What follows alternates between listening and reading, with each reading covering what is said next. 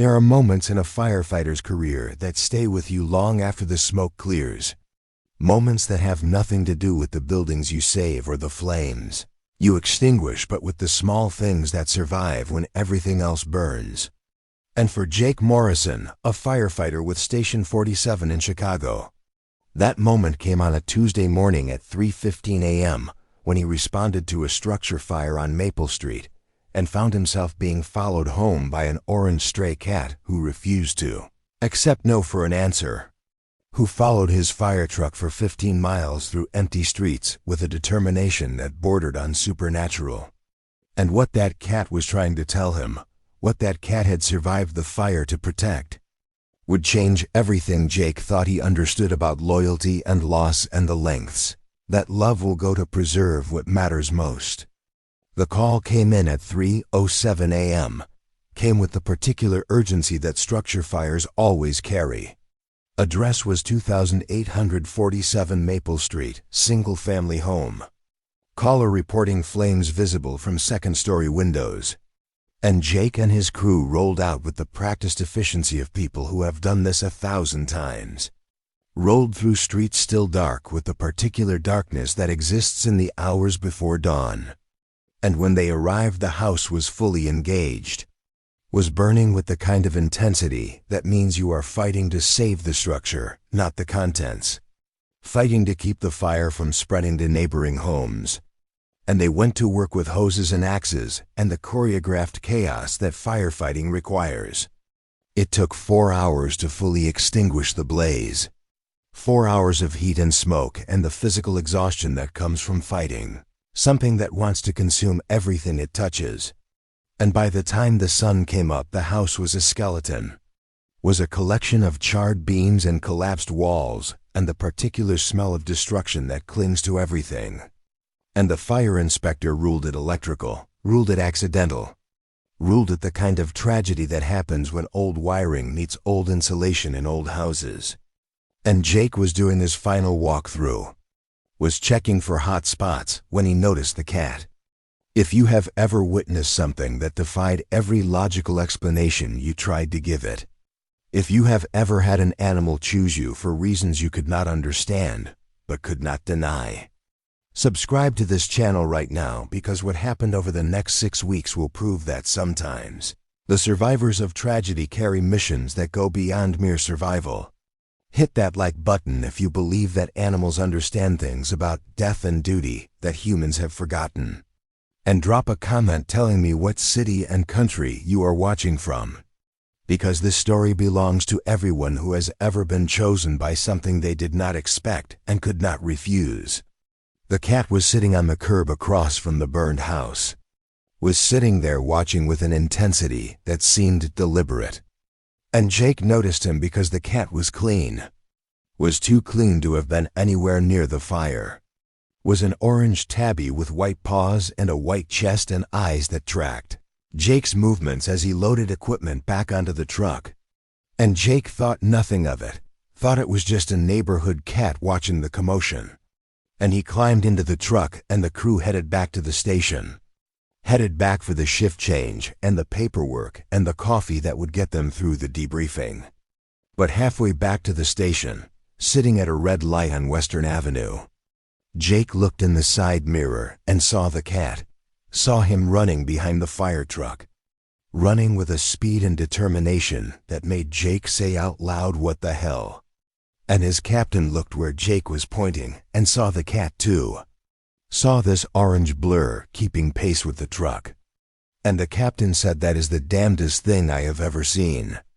And they watched as the light changed and the truck pulled forward and the cat kept following, kept running, kept closing the distance every time the truck had to slow for traffic or stop signs.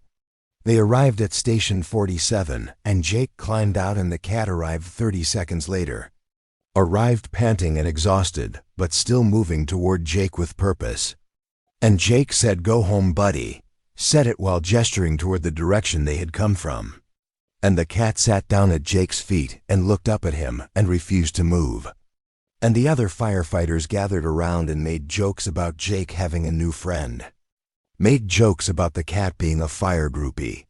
made jokes because that is what firefighters do when confronted with things that make no sense. And Jake gave the cat some water from a bowl they kept for the station dog and assumed the cat would wander off when he got bored. But the cat did not wander off, did not leave.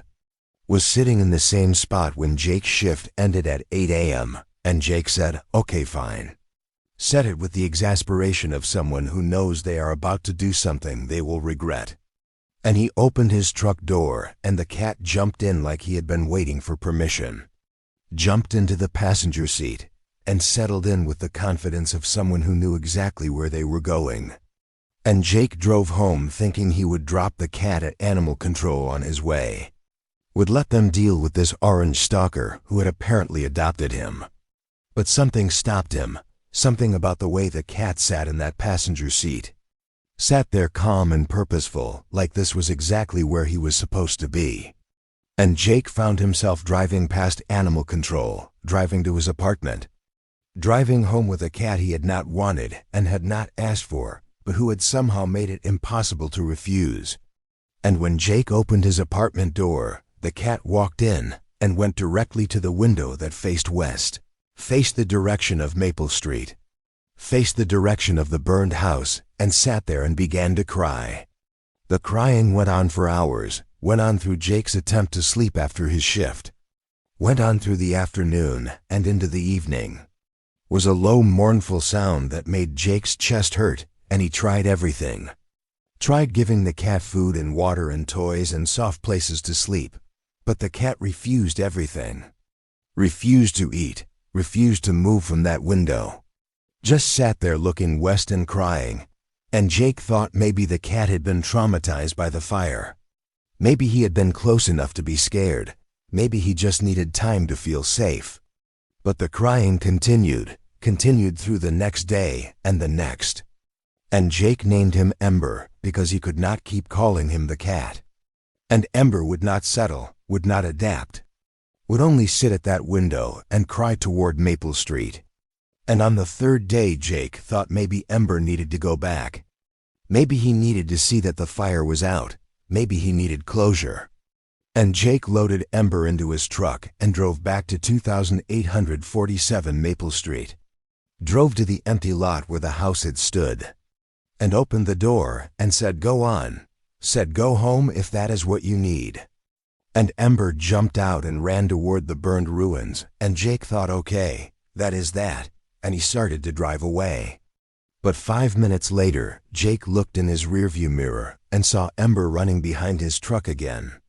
Saw this orange cat who had just been given freedom choosing to follow instead. And Jake pulled over and Ember jumped back into the truck and settled into the passenger seat like he had never left.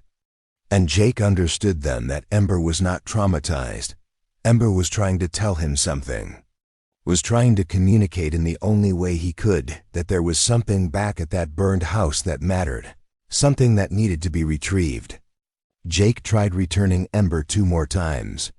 Tried it on day 5 and day 7. Each time thinking maybe Ember would stay. Maybe he would remember he was a cat and go back to whatever life cats have. But each time Ember would run after the truck, would follow Jake home. Would return to that window and continue his vigil. And on day 9 Jake gave up trying to return him. Gave up and accepted that Ember had chosen him for reasons Jake could not understand. And he bought cat food and a litter box and proper bowls. And he told his crew at the station that he had accidentally acquired a cat. And they laughed and said Jake Morrison, the guy who had avoided commitment his whole life, had finally been trapped by an 8-pound orange stalker. But the crying did not stop, did not get better with time or food or the comfortable apartment Jake provided. And Ember would not eat more than a few bites. Would not sleep more than an hour at a time. Would spend every moment at that window facing west. And Jake began to lose sleep too. Began to lie awake listening to that mournful cry and wondering what he was missing. What Ember needed that Jake was not providing. And on day 14, Jake sat down on the floor next to Ember and said out loud, "Okay, buddy.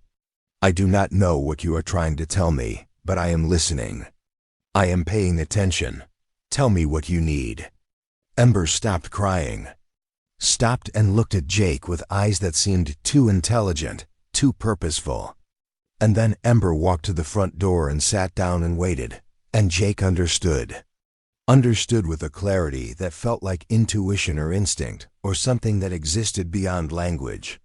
That Ember needed to go back to Maple Street, not to stay there, but to show Jake something.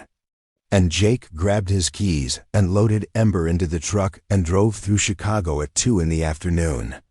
Drove to the empty lot at 2847 Maple Street.